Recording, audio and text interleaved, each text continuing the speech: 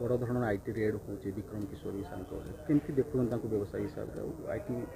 Red केमती देखुन आज्ञा आईटी डिपार्टमेंट बहुत पछरे रेड कला बहुत आगुरी रेड करा दरकार था अनुगुल जिला कि अनुगुलवासी आम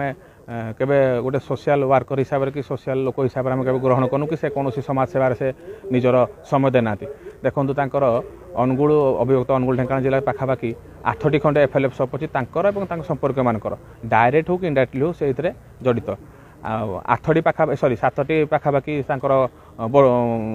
देशी मद भाटी अच्छी एवं बोटलिंग प्लांट भी पंडुआरे अच्छी एवं शुणा पाऊँ से राइस मिल अंडर कंस्ट्रक्शन चली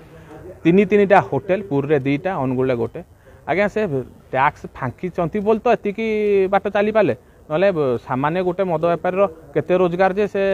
जी सत्रे कर से एत बाट जापर तेणुक जो जिनस देखुं आप सरकार बहुत डेरे कला स्वागत योग्य पदक्षेप एवं एते संपत्ति अच्छी जे आईटी विभाग भी मुंड काम करनी से दिने 2 दिन लगुच 4 दिन लगुच आगु के दिन लगे भी संपत्ति ठुलिया आईटी विभाग को तर्जमा करने। धन्यवाद।